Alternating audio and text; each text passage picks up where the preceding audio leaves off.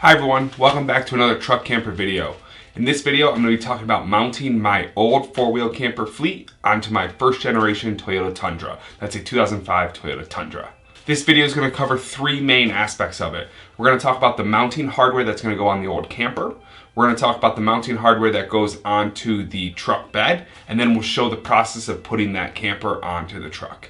In the previous video, I showed working on my camper to get it to fit my new truck. This process mostly involved just adding a riser system to my camper. With older campers, such as mine, the wings of the camper, the bits that stick out over the truck bed, those were a lot shorter or shallower compared to modern trucks. Older trucks had a lot lower truck bed rails, so on my new Tundra, I had to raise the entire camper up in order to clear that area. I've also made tons of videos before this about mounting my camper onto my previous truck, my second generation Tacoma. So if you're interested in those, I'll link them above. You can go check those out if you're interested in seeing how this camper mounted to a Tacoma. But again, this will be about my Tundra, my 2005 first gen. With that first mount that I had done before for my previous truck, I actually just went down to the local hardware store and found hardware such as eye bolts and washers that I thought would work. While those did work for the first few years I owned this camper, over time they were definitely starting to wear, they were starting to bend, and who knows, they could absolutely have catastrophically failed moving forward. Because of that, when it came time to install the camper onto my new truck, I went with the good stuff. I actually called up our friends over at 4-Wheel Camper because I wanted the exact hardware that's been tested by them that I knew that would be reliable enough for my camper on my truck. With that, I actually want to thank the guys over at 4-Wheel Camper for sponsoring this video. They sent me all that hardware, they sent me a bunch of hats and t-shirts to give to folks like you all, and they were really supportive of this video series. So huge thanks to them for sponsoring this three-part video series, of which this is video 2. Also, just like in the video before, I have a giveaway for all of you. Like I said, 4-Wheel Camper was kind enough to send out a bunch of free shirts and things like that, and I want to pass that on to you. So two things. One, we actually have winners from the previous giveaway. That will be at the end of this video. And two, we'll be giving away more stuff. So if you want to learn how you can win some 4-Wheel Camper hats or t-shirts, stick around at the end of this video and you'll learn how to enter the giveaway. With that, let's get right into this video. Again, I'll be covering the hardware going on the camper, the hardware going on the truck, and then the mounting process. So the biggest difference between the hardware that I had previously used on the camper and the hardware I'm using today is that the hardware provided by 4-Wheel Camper is much bigger and beefier. You can see it actually has 3 different mounting points to really distribute the entire load over that wood that holds the camper into the truck. This is going to help distribute the load. I'll talk an awful lot more about this as this video progresses. The other bits for this are the turnbuckles, which connect the camper to the truck, and then also the eye bolts that go into the truck bed. These are forged eye bolts. I'll get into that a bit more as this video progresses, but that's different than what you'll find in your traditional hardware store, which is all extruded and weaker. Before I could install the new hardware, I had to take out the old hardware first. This is pretty simple stuff, nuts and bolts, washers, things like that.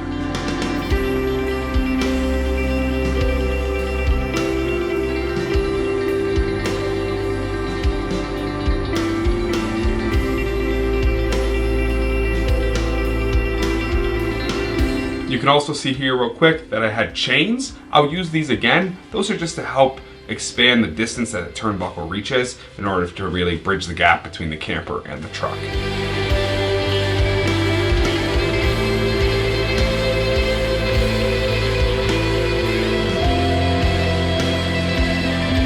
Here you see an excellent example of what the eye bolts had bent previously. In my opinion, this was truly a ticking time bomb. These could have failed at any time. They probably bent because I go off-roading with this thing and there's a lot of stress put on these and they're just not designed for the stresses of what I'm doing. That's why I'm going with forged moving forward so that these eye bolts do not fail on me going down the highway or the trail. So real quick before I install the new tie downs for the camper, I want to explain why I'm doing that. So this is my old tie down system. I had these inch square washers, 2 of them, top and bottom, camper in between, and then some extruded eye hooks, which you can see bent over time. And actually, if you look around, sometimes people have issues of these ripping out of the camper because all that force of the camper is put onto this small little area here, and sometimes that can rip out the plywood, even though the plywood is nice. And so 4-Wheel Camper, since 1984, has upgraded their tie-down system to something more like this. So now all of a sudden you have this goes in the camper, this goes out of the camper, camper sidewall in between, and then three bolts. And that's going to distribute that force a whole lot more and make it a lot stronger. And so on 3 out of 4 of my tie downs, I can fit one of these in there. On one of them I can't, but I'm still going to use this. I just can't get this big backing plate on it. But so the next step will be to install all of this. That's just to distribute the force more, so that way I hopefully don't damage the wood as I go off-roading and kind of have that weight shifting around. I've had no issues so far, but I do know it does happen occasionally. So this should help mitigate that. In the first corner of the camper, I had plenty of space to fit these larger brackets. I actually could even reuse some of the previous holes that were already drilled out. As soon as I got out of the camper to drill 2 more holes for this, I ran into a bit of a fit problem. I had to jack the camper up in order to make room for my drill to fit into place.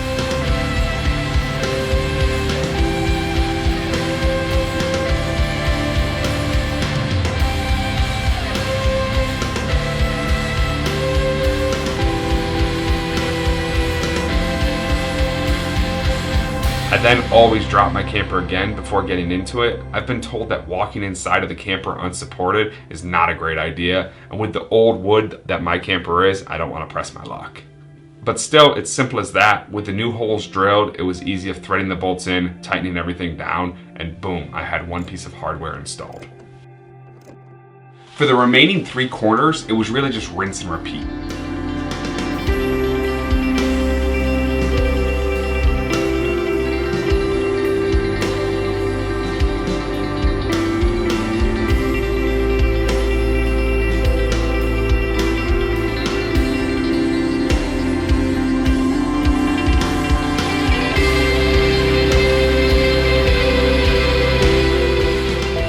The only issue I ran into was that in one of the corners there actually wasn't enough room to fit these larger brackets. Just didn't work out with the layout of the new camper. However, I still made do. I used the underside piece of the hardware and then just put big washers on top. It's still definitely better than what I started with. Also, I couldn't always reuse all the holes, so I did have to drill new holes. I was a little worried about making Swiss cheese out of my wood, but I don't think it's going to be a big problem. It's only 1 extra hole, and it's pretty well supported by those big new washers. In summary, the hardware install on the camper, really straightforward process. If you're familiar with a drill, some washers, some nuts and bolts, you'll be more than capable of moving through this project in just a few minutes or less than an hour for sure. With the hardware successfully installed on the camper, it was time to move to the truck. If you've seen my previous videos, you know the Tacoma that I had before needed special mounting hardware in the actual bed because it was a composite bed. You couldn't drill holes in that. But lucky for us, the first gen Tundra is a good old-fashioned truck with metal in its bed. This means I can just drill holes in that metal and put big eye bolts down there that act as my mounting points. Before I could get into any mounting hardware, I actually had to take the topper off my truck. I've talked about it before, but my truck came with a beautiful topper, which I sold to a nice gentleman in the Denver area. He was super excited to get this topper. I was sad to see it go, but I got a nice price. I would have loved to keep that topper if I had room, but I just couldn't store it. I also threw in the bed liner with it as well, because 4-wheel camper does not suggest leaving a bed liner in your bed when installing a camper. I think it just has to do with that plastic being rather slippery, just providing another area for slip between your camper and your bed. All the hardware going into this bed was again supplied by 4-wheel camper. The hardware is essentially just eye bolts that the camper turnbuckles are going to hook to. The important aspect of these eye bolts is that they're forged, they're not extruded. That means that the eye of the eye bolt is closed, it's not open. That's not going to pull open over time, and these forged are just generally stronger, so these eye bolts won't bend when there's all this extra stress put on them going off-road, braking on the highway, whatever it might be. The other benefit of the hardware provided by 4-wheel camper is that the backing plates aren't just simple inch washers from the hardware store. These are big old plates that are really going to help distribute the load. Best yet, these are pre-drilled to fit the Tundra's specific body. There's actually 2 different sets of holes, whether these backing plates are used up in the front of the bed or the rear, to make sure they fit just perfectly where you need them. Here's a quick clip of me in the garage that day showing the hardware and how it's going to be installed into the bed. There's 2 holes. In the back, use the center, but up front, front of the truck, use the center. In the back, I needed to use this in order to fit between the rails. Bed goes right here. This goes right here. In terms of where you install these eye bolts in your bed, 4-wheel camper suggests you put them as far out in the sides of the bed as you can, and also at the extreme corners. Four-wheel camper suggests that the turnbuckles, which are going to bridge the gap between the camper and the truck, those have angles to pull the front of the camper forward and the back of the camper rearward. You don't want them all pointed in one direction. You really want the camper being pulled in both directions down into the bed. Most important, you don't want those turnbuckles just pointing up and down. You really want angle on those. Four-wheel camper is a great technical video that covers this whole bit. I'll be sure to link it below. So if you're doing this process and need a bit more detail than what I'm providing, you can get it from them. I'd strongly suggest that you just look at whatever truck and bed you have and figure it out for yourself, with the keys being a good angle in both directions and as far out in the bed as possible. After I'd figured out where my holes were going to be, it was time to crawl underneath the bed and start drilling. Out of the truck, drone holes.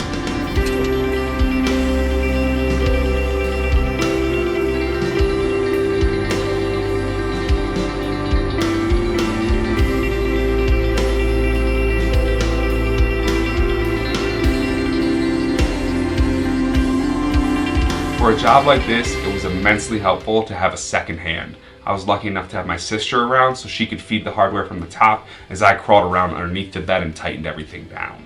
You'd really need someone that's on both sides of that truck bed to hold the hardware in place and tighten all those bolts. Center, other one. Use the other one in the back of the truck. Up front, you can use the center. In general, the install on this bed went ridiculously smooth. Again, well under an hour for the total project. 4 holes drilled, 4 bolts threaded through with big old washers. It was an easy process. I'd say the only reason it took us anywhere close to an hour is because we really took our time to make sure we had all of our holes lined up right, everything like that. But if you're confident in what you're doing, I could see someone busting this out in no time. So with the hardware on the camper, the hardware in the truck bed, it was time to put this camper on the truck. Before I did aim the camper at the truck, I actually did put down a rubber mat. This rubber mat came with my truck when I bought it. It's a traditional bed mat, maybe 1/2 inch, 3/4 inch rubber. It fits perfectly into the bed, so that's really nice. And actually in every install I've done before with four-wheel campers, I always do have a bit of a soft rubber cushion. I think it just helps the camper seat into the bed a bit more. And I do actually think the guys over at Four-Wheel Camper suggest something like this. Again, it's different than hard plastic from a bed liner. This is really a soft rubber that the camper can seat into. I did have to make some quick cuts in order to accommodate the eye bolts, but it was really no big deal. Pulling the truck around, putting the camper up on jacks always makes me pretty nervous. It's definitely helpful to have an extra set of hands or two around to help with all the different processes needed. I'm super fortunate to have my sister around to help jack up one side of this camper while I jacked up the other. You'll notice here that for my old style camper, I just have those traditional tripod jacks and just two of them, one on each side. This is definitely a bit sketchy in my opinion, but the guys over at Four-Wheel Camper actually still use this to do installs all the time. Because I'm on a bit of a sloped driveway, that's what makes it especially sketchy, but it's worked every time. Fingers crossed we have no issues moving forward. One other thing that kind of complicated this a bit more that I discovered when I was installing this camper onto my truck for the first time, because my truck's lifted and it's got the big tires, it does sit pretty high, and so the jacks actually topped out. I had to put wood underneath those jacks, shim it up if you would, and that definitely increased the sketch factor a little bit, but again, it worked just fine. Get some good pieces of wood, actually line things up nicely, and everything worked out just okay. It's actually always kind of funny whenever I'm doing things out in the driveway with the camper and the truck. I kind of live in a bit of a communal area, a bit of a townhouse type of situation. My neighbors are super friendly, and when they see me doing something like this, it's pretty common that I'll draw a few of them out and they'll keep an eye on things. I think deep down they're hoping something catastrophic goes wrong, but luckily so far that hasn't happened. It's always the sketchiest when the camper's way up in the air and the truck's still way out there, but as soon as you get that camper mostly in the bed, even about halfway in, your heart rate just drops right back down to calm. You know that if one of those jacks slipped out, the camper just fall into the bed, it'd be no big deal at all. And that's good because it's not too hard to get that first half of the camper in there. It's once it's in there that you gotta start taking your tiny bites, get everything lined up nicely. That takes some time, but you're in a safe spot, it's no big deal. I spend a lot of time making sure the camper is aligned. We want even sides on both sides. Pull out the tape measure. We want this thing nice and straight and centered throughout the bed. It's always super helpful to have a ton of eyes on this, whether it's checking to make sure the distance between the sidewalls is right, someone driving for you, whatever it might be, someone adjusting the jacks. This is often a team effort.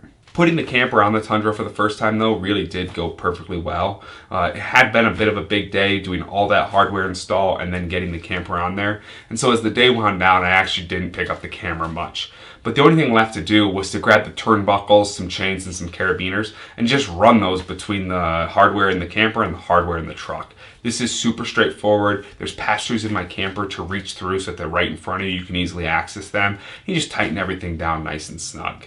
I continue to check on those turnbuckles pretty much every trip, but especially after going off-roading. Those are notorious for kind of working their way loose. Luckily, you'll see it really quickly. So when you're going down the trail, bumping, rock crawling a little bit, the camper, you just see it moving off the bed, you know your turnbuckle's loosened up. So luckily, you're on dirt road, you're going pretty slow, shouldn't be a big deal. Whenever I get back on a highway after doing any off-roading like that, I'll jump in the back and just tighten up those turnbuckles. And just like that, the camper was mounted onto the truck. I was so happy to have the camper on my new truck. That's the whole reason I bought this thing back in December of 2018, was to have enough room for my entire family. That's the kid with the car seat and the camper, and we could all get out there.